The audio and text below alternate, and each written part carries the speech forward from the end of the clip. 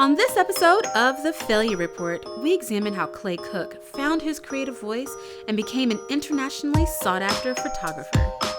Clay, thank you so much for being here with me today. I so appreciate it. Yeah, thanks for having me. This is awesome. Absolutely. So before our show started, I told you I've been admiring you from afar. I feel like Instagram is the way that we all connect, and there's something very magical about slipping in somebody's DMs and them writing you back and saying, hey, yeah, I would actually love to do an episode of The Failure Report. So thank you so much for being available and checking your DM messages. Yeah, of course. I mean, outside of a text message, it's like the way we communicate. So I know, which is crazy, but it's the world we live in. This is the world we live in. It's the world we live in. So I want to jump right into some questions because you are a world traveler. You've been back on this hemisphere for just a few days. You have an amazing career. You're young, you're talented. I want to know how you started. How did you decide that photography was what you wanted to do? Is it something you studied in school? Just tell me the story. Yeah, no. I kind of took the road of the hard work, hard knocks kind of story, you know. I was in a band for 10 years, touring band, hard rock band. Yeah. I started at the age of 16 and playing music, and then we started playing small clubs and bars around Louisville, and then that sort of expanded into going on tour right out of high school. Wow. And so I actually went to Louisville for about half a semester, and I would just dropped out. I was like, no, this isn't for me. Yeah. And I was like, I'm just going to go hit the road. And so collectively, my band made that decision, and we went out on tour for about the next 10 years. Wow. Yeah, I mean, we were in, we recorded, and then we'd go play shows, and we'd be on for 2 or 3 months, then we'd be home for about a month, then we'd go back on. So I really learned a lot during that period of time. And met a lot of people. I mean, nomadic life is the life for me, so I'm sure you enjoyed it. It was 100% a nomadic life. No money. I was completely broke, but it was cool. And then during that time, I always enjoyed the photography process, saying this in a non-narcissistic way. I enjoyed being photographed myself, not because of that, but because of the process and seeing what the photographer did and seeing the lights. I love seeing this kind of stuff. It's really interesting. And so I really enjoyed that process. And at the time I was doing graphic design, just designing my own band's album artwork and designing my own band's flyers and things we needed to promote ourselves. And MySpace? Oh yeah. Heck yeah. I was a MySpace freak. Yeah, I love it.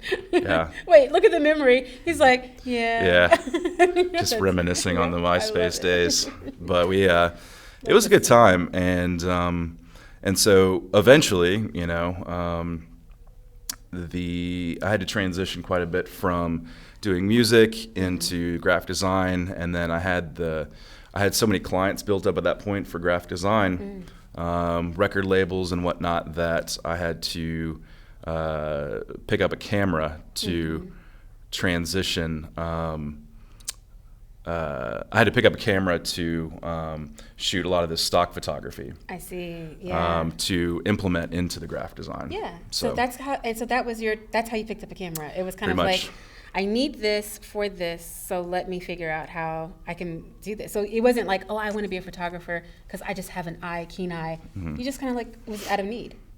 Yep. So it was this one of those things where I was getting requests to can you Photoshop this bald eagle into this house attacking somebody, or just crazy requests. And I'm like, well, I can't do that, so I have to shoot it or try to get various things put together to implement that into all those elements together to implement a graphic design. The first shoot I did was, the client requested that they wanted a client. This was Universal Records. It was a band called Lazarus AD. Okay.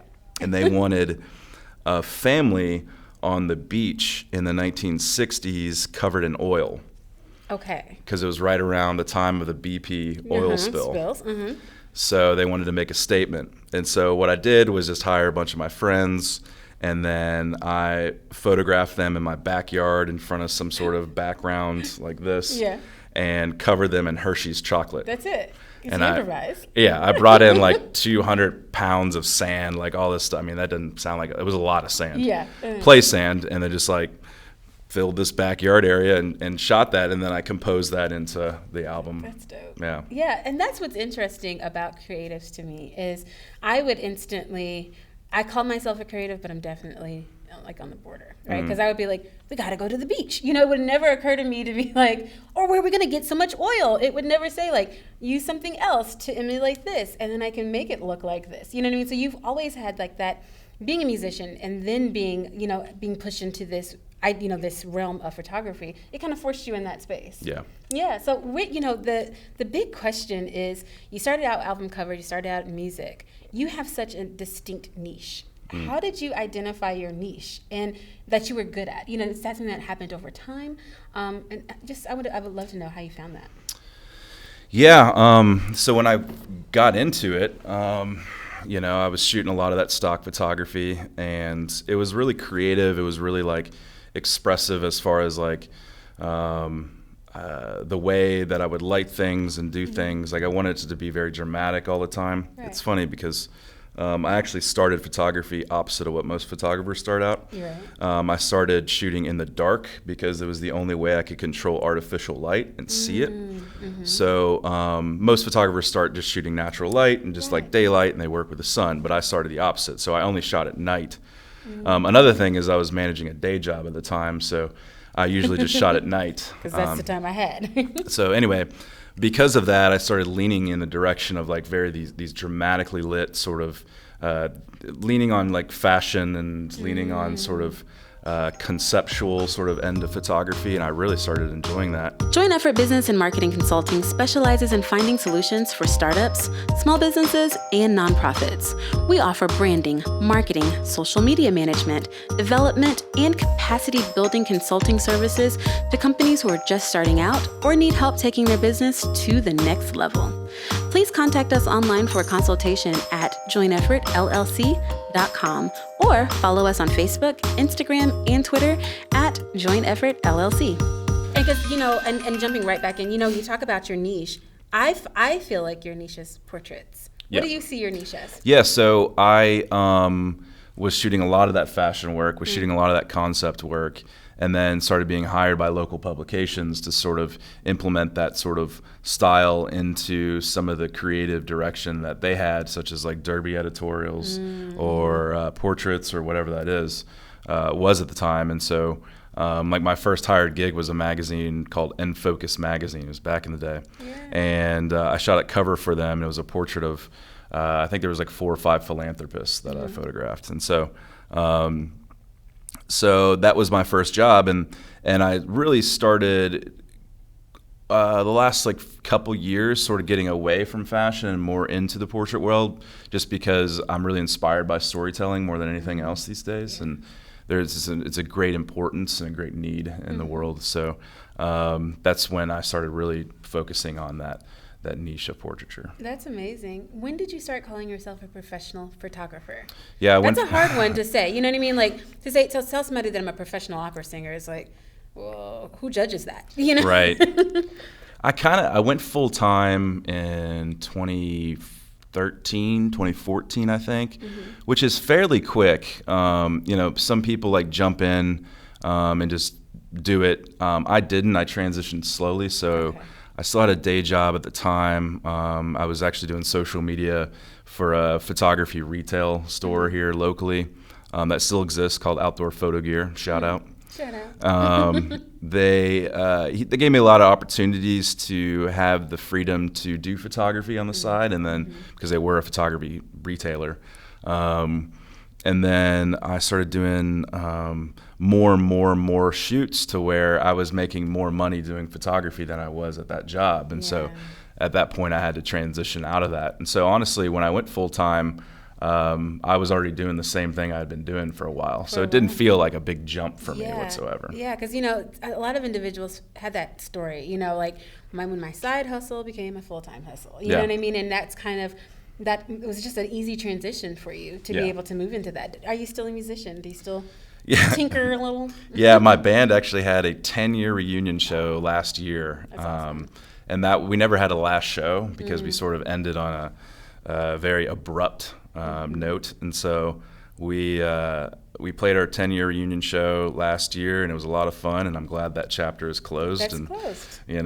Can move on from that. Yeah, what did you play? Guitar. Yeah, that's awesome though. Yeah. I do you still play just because? Yeah, I do, here and there. Yeah. I think that it's different. Music is different for me now because I was in the business for so long, and it kind of burned me a little bit. Yeah. So music, I look at music differently, and I can consume it differently than a lot of people. But I still, every now and then, I still pick up a guitar and jam around. Yeah, jam it out a little bit. So getting back to portraits, it's interesting because I can assume that when people ask you to shoot, random things like my wedding or these things, you're a business owner. How do you say no? Have you found it hard to say that's not what I do? Congratulations on your baby bump, but I don't do baby pictures. Congratulations on your restaurant, but I'm not a food photographer. Right. How do you do that, and how do you manage it, or do you? I do it often. Yeah, I have to say no quite often because that's honestly how I've built the brand that I have is by saying no, because a lot of photographers get in that zone of just being yes people and taking small jobs here and there, and then they're suddenly branded at that overall cost. Yeah. So because word spreads around fast, especially in a small market like Louisville. So I turned down a lot of those small jobs initially, just to make sure that I instilled in people that I was of a certain level and caliber and echelon. And then, and I get a lot of inquiries at first, not so much anymore, but at first for the weddings and the retail, what we call retail work, which is, your B2C work, which is business to consumer. I'm B2B, so I only deal with businesses in the commercial world. So I did get a lot of those inquiries for retail work, and then I have some really great friends that do retail work, and I just refer them off to them all the time. Yeah, that's pretty great though. Yeah. Because it is hard as a business owner to say no, because you don't know where the next opportunity is coming from sometimes. They're not just, in your case, you got them knocking at the door. But you guys have to visit his Instagram. I'm not being facetious. He truly does. But it's scary. You know what I mean? Totally. It's scary to say like, okay, I'm not going to take this, this big wedding shoot that is epic, you know what I mean? But it's not my niche. It won't fit in my portfolio. It has no place. And if it doesn't add value, then why? Yeah, I mean, in the first couple of years, I did pretty much everything, but I was learning. I was finding that niche, Yeah. But I mean, I shot babies and families and weddings, and I did all that stuff the first 2 years until I really started evolving into what it is now, evolving my photography into what it is now. But I decided to shoot just everything just to learn at what I didn't like to do, and therefore I learned what I did like to do. And you said that portraits are the opportunity to tell stories. Yeah. How so? I really cut my teeth in the editorial world, so shooting for local magazines in Louisville, and sometimes the money's not that great in local magazines, but it really gave me the opportunity to build my portfolio and to learn a lot about storytelling and learn about how powerful a portrait can be to tell that story that somebody writes about, the person that's in the photograph. And so, and then when I got into sort of more this humanitarian photojournalistic work, then I really started understanding the power of a portrait or the power of photography and storytelling. So that's really amazing. Yeah, and I think that it's a really important thing because we're all shooting photography every day, right? We all are now with our phones, and I think that it's the new written word. So photography is, and so it's really of the utmost importance that we understand the importance of sharing stories and sharing empathy in storytelling and photography. That's interesting. Do you find it more difficult, and I don't know the answer to this, to find B2B jobs because individuals feel like they can do it themselves? I take really good Instagram selfies. I can do it too. You know what I mean? Or is it that individuals realize no, there's a level of expertise that comes along with a professional photographer? Yeah, that's a good question. I always say, like, really clients at that level hire you not because you can take a picture, but more for the process that you deliver. I see. So, like I don't know, just taking a hypothetical, like a GoDaddy or something it's gonna hire you not because you are talented necessarily, but you can onboard crew, you can provide all the resources that they need for the shoot, and then most importantly, they can trust you. That's a big thing. They want to be able to trust you to take this big concept that they have on their shoulders and take it off them and then deliver it in something that's tangible at that point. So the big commercial clients are hiring you more for the process than they are necessarily the product, but it's really both. That's interesting. So you talk like a businessman, you think like a musician, you rock out like and you take pictures like an epic professional. How did you become a business person? I mean, there's so many things that go into what you're doing. Like I said, you just got back from Tanzania.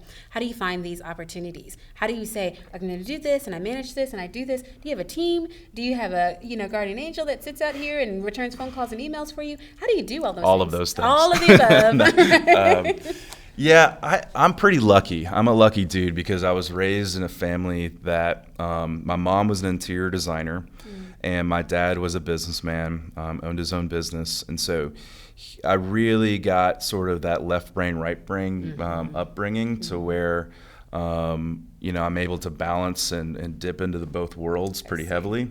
I've taken tests and all this stuff, personality tests, and so I really got a lot of that business sort of mindset from my dad and a lot of the creativity from mom. Yeah. So, I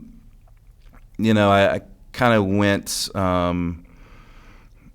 when the band broke up in 2010, I sort of implemented all the things that I learned and sort of that mindset and mentality of networking and, hard work and, just putting your head down and getting to work kind of thing mentality to photography. And things started really moving fast. That's awesome. And so throughout that, I learned a lot about the business of photography. And I learned that through various mentors and various people that I collaborated with. That's often. Awesome. Yeah, mentors. That's important because oftentimes we take for granted the fact that somebody else has done this before. And often people want to be able to share their knowledge. This is why we have the failure report. It's one of those things like learn from my mistakes as opposed to having to make your own, right? So we're kind of, the whole premise of our show is to be an online mentorship, mentor. You know what I mean? Right. You can learn how to run a business and take keys and clues from just our interviews to be able to implement. So if you were to be able to give a piece of advice to a photographer who is, trying to also be a photographer and run a business, what would that be? Oh boy. It's almost two sides of the brain. It's really hard because I have interns and I mentor a lot of other young photographers, and it's really a switch that you have to make to get into that business mindset because so many people that I know have all the creativity and all the talent in the world, but they don't really understand how to operate a business. So on the creative side, I'd say just shoot. Just get out there, shoot. And the more you shoot, the more you're going to fail. And the more you fail, the more you learn. And you're going to really learn what you don't like. So therefore, you'll find that niche and find what you do like. And then you do more and more of that. And then just never give up. I mean, that's the big thing. It's like so many photographers will get discouraged and they'll just keep grinding their gears and stick up for yourself and just don't give up and just work it, know your put worth. in the work. That's a hard one. You know what I mean? Because whenever you say, I charge X for a photo shoot, and it's a 3-hour shoot, sometimes you don't believe yourself. You're like, did I just say that number? Crap. You know what I mean? They're going to say no. But it does. It takes a lot of belief to say, like, I'm worth it, and you're gonna have such a value because you spent this money. Oh yeah, I did that. I've done that so many times where I'm like putting in estimates and bids. I'm like clicking the send. I'm like, ugh. Yeah. And then I go into a hole for a while. And I'm like, oh, that was too much. And then they come back and like, sure. Yeah, that's great. Sounds awesome. Let's actually, we could probably add a couple of more things. Can you come and pre-scout and do all this? You're like, whoa, you know. Yeah. So yeah, That's awesome. That's awesome. take the risk, you Take know. the risk. Bet on yourself. Bet on yourself. Leading in Color is a podcast hosted by Dion Stokes, founder of Joint Effort Business Marketing Consulting, and me, Marta Miranda Straub, founder of Catapult Now, an organization and leadership development and training firm. We thrive on engaging in raw, courageous conversations and topics that unpack systems of oppression that impact leaders at the margins of white, patriarchal culture. So I went to the protest, and when I went to the protest, there weren't a lot of white faces in the crowd. And I thought, what's wrong with this scenario? Because, people have been organizing around all these issues, and in the white activist community, there was this question, why don't black people join our movements? Right, as opposed to, why aren't we at the table in their movement? We are passionate about naming and dismantling the barriers of implicit bias, raising consciousness, and forging new ways to think about leadership that does not replicate power over others and create transformational leadership models based on systems of liberation. Join Leading in Color. Join the revolution. So, in photography, you only get one shot. Do not miss your chance to blow. This opportunity comes once in a lifetime. I don't know, the lyrics just came to me. But you really do only have one shot in photography. If you miss it, then what happens? I want to hear your failure report. I know that there's been a time where, you didn't capture it, or it didn't go well, or I can't imagine how that is. Because you only get one shot in photography. No pun intended. I would love to hear the story. Yeah, a lot of my failures are on the personal aspect, but photography is such a personal thing. It's very subjective, and it's very, the basis of photography is creativity. So it's a very personal thing. So I've been through a lot of personal struggles in my life. 2010, my band broke up. I got a divorce that year. And so a lot of those things were catalysts for me to work harder and push harder. And then, throughout my life, I've had a lot of personal struggles that have been the reason why I've been successful at specific things in my photography career, because I wanted to work harder and I pushed harder because I wanted to accomplish all my goals. I mean, there's many, many specific instances of failure throughout my photography career where, I didn't get the bid, or I didn't do the best I thought I could do during the shoot. One example is this past year, I did a big bid for Delta Airlines. Oh, wow. And didn't get the bid. It actually went to some guy that I consider the almighty kind of thing, but No which was right? cool, which was really cool to see. I was like, well, that's okay. But there's things like that throughout my career that inspire me to. Well, I was like, well, why didn't I get that? What can I do better? And that pushed me to make changes, or that pushed me to reevaluate things and how to do things better and how to push further and faster and harder.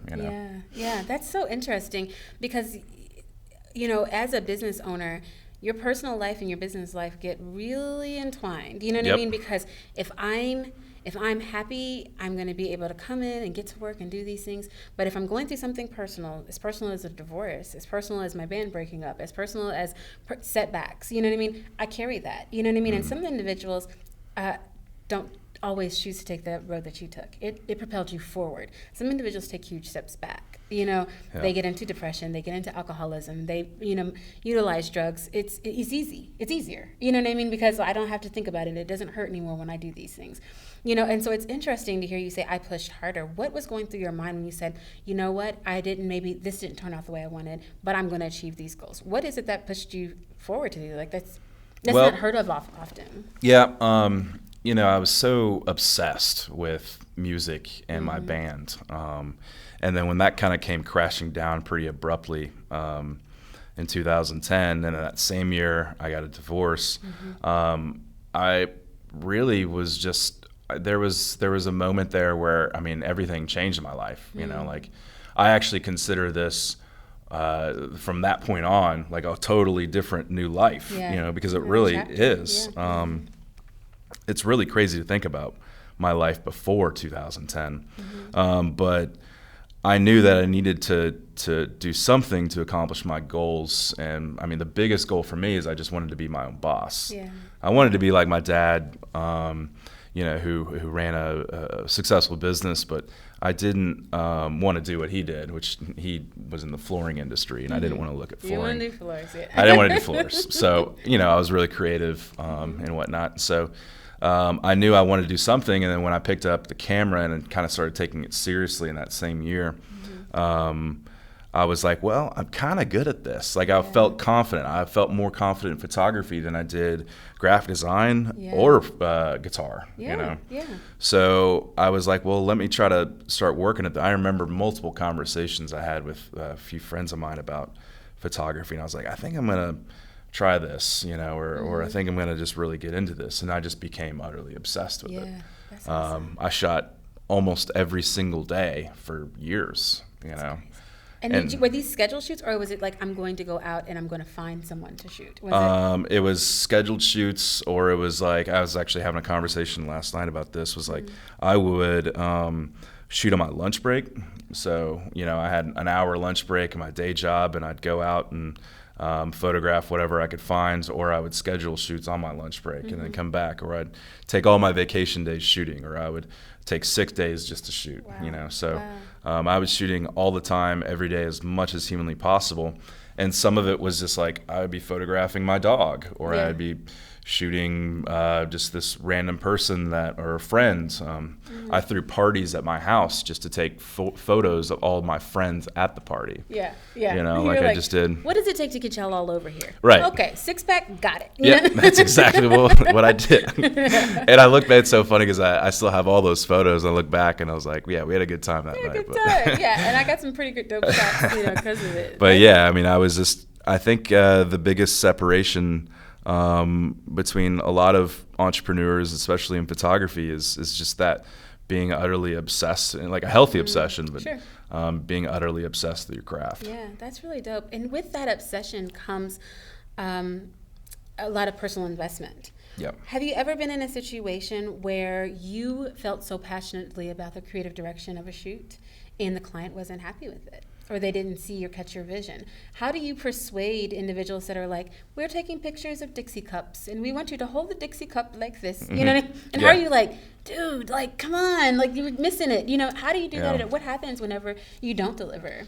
Or have you ever had that, I've had it most of my clients that I work with in the commercial world, like, they're very collaborative people to a certain extent. The reason why they're hiring you is to take something that's so minimal and small, and it might be something with Dixie cups, to make it something larger than life and beyond their expectations. And so I usually take a very small idea and then expand on it and put my sort of creativity and my style into it, and just sort of like make it into something beyond what they initially thought. Now there has been times where I do stuff where it's a little too creative, or it's beyond sort of things, and we have to kind of reel it back a little bit. Yeah. That has happened a couple of times, but for the most part, so much of that is done in pre-production that we go into a shoot and we know very specifically in detail to what exactly we're going to do, so that there's not, that need to reel back or to expand on things on the job itself. That's awesome. Yeah. The Ambition Planner was mindfully curated for the ambitious woman of faith. As a CEO and founder of multiple companies, from a forensic marketing agency to a tech company, my days and schedule are full. As a woman of faith, it was very, very important to me to be able to find a planner that encompassed all of the things that I was looking for. Starting my day spiritually centered, being able to think about the things that I was grateful for in a culturally inclusive planner, I just could not find it. So I created the Ambition Planner. Our mission is to empower women of faith by organizing their day with a planner that offers spiritual guidance, boosts productivity, and helps identify and obtain their daily goals. The purpose of the Ambition Planner is to provide a sacred space for women to plan their day, set their goals and intentions while staying spiritually centered and productivity driven. The Ambition Planner's vision is to become every woman's most valuable productivity resource. Purchase the Ambition Planner at theambitionplanner.com. There, you'll be able to pick your planner, your cover, and the best thing is our planners are broken down into quarters. Therefore, quarter 3 is just around the corner. Again, for more information, visit our website at theambitionplanner.com and start on your ambitious journey today.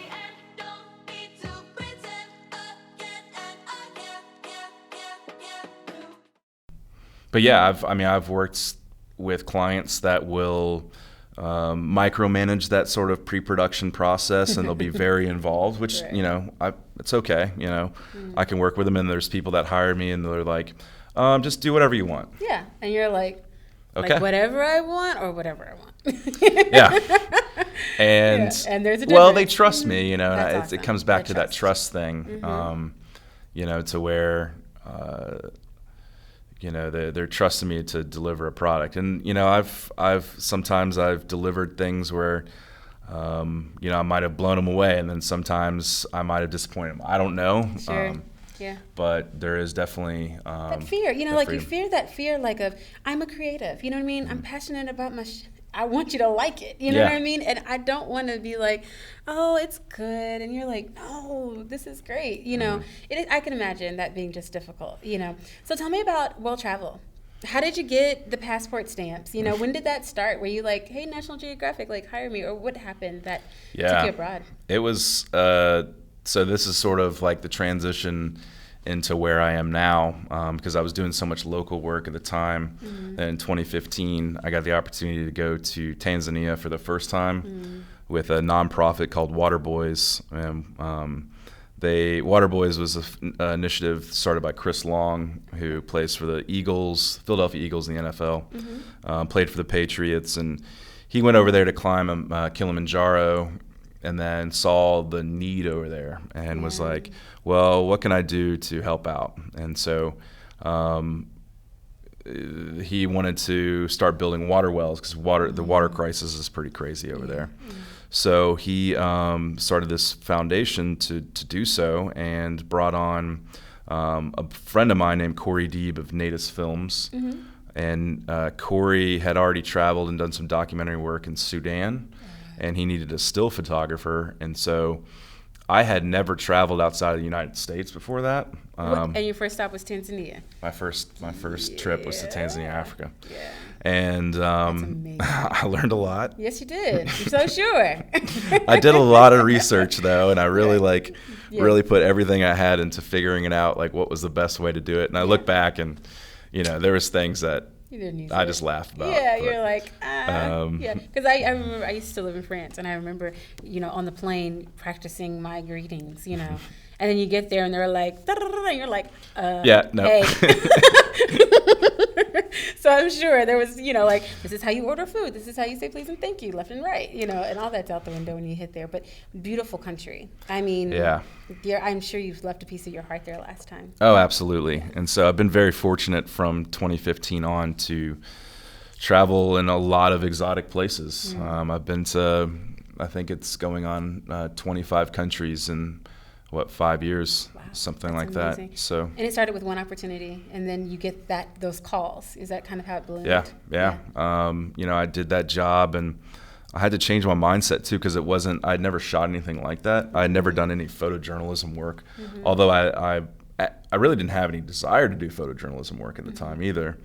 And then when I started doing it more and more, and saw the power of doing that type of photography, and have an indirect impact and an indirect saving lives. It was really impactful on me. Yeah. And so at that point, I really started taking a lot of that work seriously and implementing that more into my work and my portfolio. And I got hired more and more to do that kind of work. That's amazing. That's amazing. Because that's the work of that's a lifetime work, Yeah. Do you see yourself doing this forever? Absolutely. It's that kind of work is really what fuels the fire for me. Yeah. I do a lot of commercial work, and I do a lot of stuff that can be grinding and taxing. Some of it I don't necessarily want to do, but it pays the bills Yeah. sometimes, and you got to do things here and there that are like that. But that kind of work is really what has kept me going in a very ferocious way. Yeah. Is a very keeping that obsession just lit, as much as possible. It was that kind of work and that kind of humanitarian stuff. Mm-hmm. And so, yeah, I plan on doing it I forever. love it. Yeah. I love it. And eventually I want to get to the point where I have the ability to do work that I want to do and do more pro bono stuff and all that. But It's coming. It's coming. Yeah. It's coming for you. That is amazing. So I warned you about the end of our episode that we were going to get into some rapid fire questions. Yeah, let's do it. I could probably interview you for another half an hour. I have so many other questions. I'm like, so why do you live in Louisville? Why can't you live in New York? There's so much competition out there. I mean, how do you beat your competitors? I will leave that for our offline conversation. Sure. But so stay tuned for our offline conversation because I definitely want to get some of those answers because, geez, it's just interesting. But I want to get into our rapid fire. I won't ask you if you... I'm scared. I know. I won't ask you if you believe in Jesus. But I will ask you to describe yourself in 3 words. Oh, okay. This is rapid fire. I can be intense. I can be, let's see. I like to, let's see. I've taken personality tests, so I'm trying to think of those. Recall the answers. Trying to think of those words. Very creative, and very empathetic. Empathetic. I like it. Beach or mountains? For vacation. Mountains for sure. Mountains for sure. Done Kilimanjaro a couple times, so. Really? That's dope. Yeah. Who's your favorite superhero? My mom. That's awesome. My dad. And your dad. Yeah, I was going to ask you who you admired, but they're the superheroes. I love it. Yeah. Binge watching right now. What are you watching? You had a long flight from Tanzania. What were you, Oh, what are you watching gosh. right Narcos, Mexico. now? Yes, why not? What is your favorite summer activity? Summer activity. Let's see. I really love bourbon, so I live in the bourbon capital world. of the world, yeah. So I kind of we have a lot of time doing tastings and doing distillery tours, and I host a lot of friends that come in town, and so that's all a really fun summer event to do. Yeah. I also love cooking. So That's awesome. I'm not that great at like it, but I enjoy doing it. You like to do it. You've been into 25 countries. Favorite country? See, I'm asked this a lot, and it's so hard. It's a hard one. Because there's so much beauty in so many different places and in different ways and cultures. So I'll kind of answer this the best way. The best food I ever had was in Iraq. I went there in 2017. Yeah. The best cultural experience was in India, or Darjeeling, India, in the border of Nepal. And the most beautiful place I've been was probably Nepal. Nepal, beautiful, and you love the mountains. I think mountains ocean, is just yeah. Yeah, it's just going to do it for you. Favorite book when you were growing up? Into Thin Air. Into Thin Air. I like that. Coffee or tea? Both. Love it. And where would you retire? Where would I retire? Probably here. Louisville. I love Louisville. That's awesome. I've been kind of all over. I've been all over the United States on tour and stuff, but I love Louisville a whole lot. That's awesome. Clay Cook, it's been a pleasure to interview you. Yeah, thanks. I can't wait to see what's next. I can't wait to continue to follow you on Instagram because I love the pictures. I love the story that I can see just from looking at a person's eyes that you've captured. So I can't wait to stay tuned to what's next. Shout outs. What is next? Are you doing a book? Are you doing a coffee table? Are you on tour? Are you doing this? Are you what you got going on that we can look out for? Let's see. Working on a job for West Palm Beach tourism, so doing something down there. Cool. Hopefully, fingers crossed. Going back to Tanzania, actually doing Kenya in July. Then the big thing I'm working on right now, though, is a personal project for a company called Onchal.